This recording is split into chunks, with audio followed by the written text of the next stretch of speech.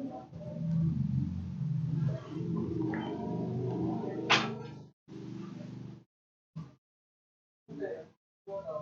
selamat siang untuk kita semua. Perkenalkan, nama lengkap saya Aprianus Arstokandi, NIM 2019-4155. Di sini saya akan menjelaskan sedikit materi singkat tentang mata kuliah manajemen ternak perah yang berjudul Alur Pasca Panen Susu dari Peternakan Rakyat hingga masuk ke industri pengolahan susu. Oke.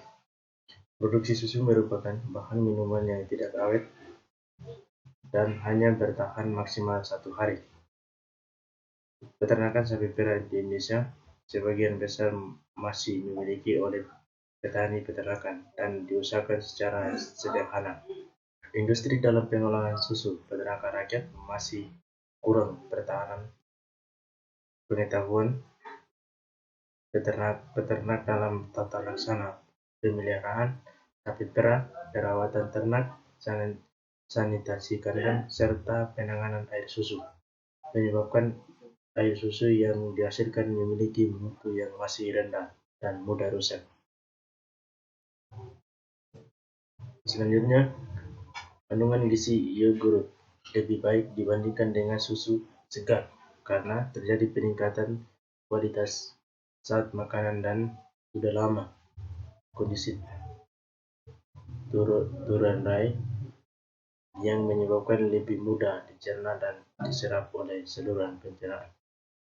Selanjutnya, adapun kelebihan pengolahan produksi susu terlebih tersebut apabila tidak terjual akan terbuang sia-sia. Akibat kelebihan produksi tersebut kemudian dijual murah ataupun disimpan untuk dijual murah keesokan harinya. Sementara itu perusahaan susu sapi perah pada tersebut belum mempunyai pengetahuan dan teknologi pasca panen susu. Yang berikut faktor yang menentukan harga susu.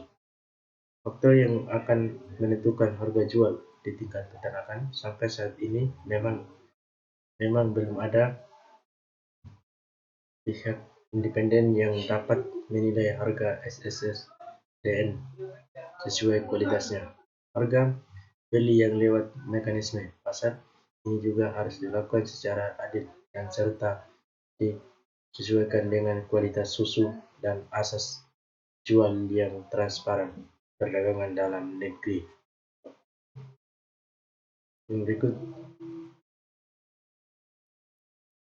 supaya transparan prosesnya perlu ada nota kesepahaman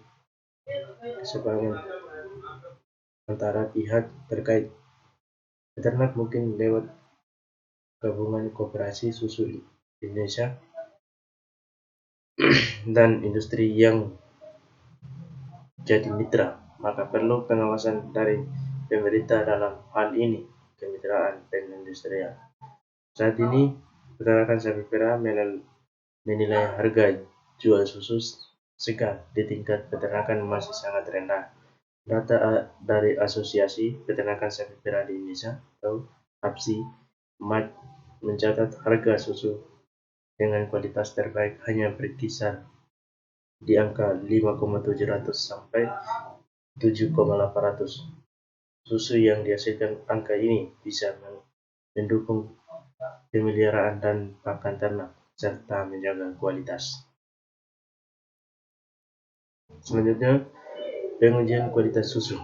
Susu sapi segar merupakan cairan yang berasal dari ambing sapi sehat dan bersih yang diperoleh dengan cara penyerahan yang benar. Kandungan alami tidak dikurangi atau ditambah suatu ataupun dan belum mendapatkan perlakuan apapun kecuali proses perbandingan tanpa mempengaruhi kemurniannya.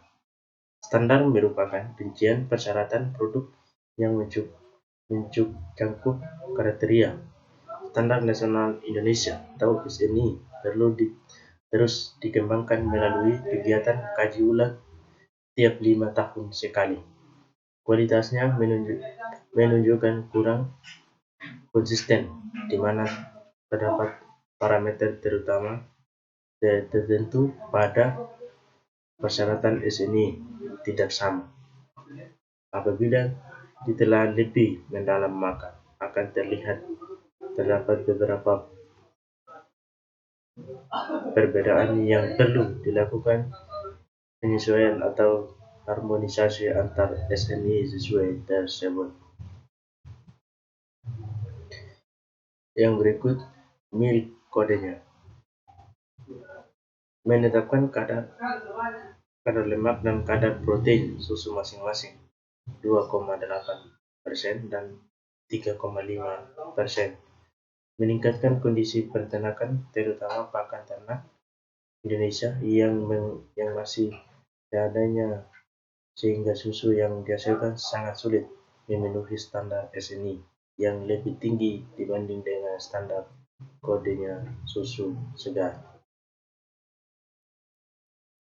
Kadar bahan kering tanpa lemak pada susu atau UHT di Indonesia adalah minuman 8,5%, sehingga apabila pada SNI ditetapkan 8,0%, kemungkinan peternakan di Indonesia sebagai negara berkembang masih dapat memenuhi sama. Selain itu, parameter kadar bahan kering tanpa lemak ditambahkan dalam SNI susu evaporasi karena belum ditetapkan. Itu saja hasil presentasi saya. Sekian dan terima kasih.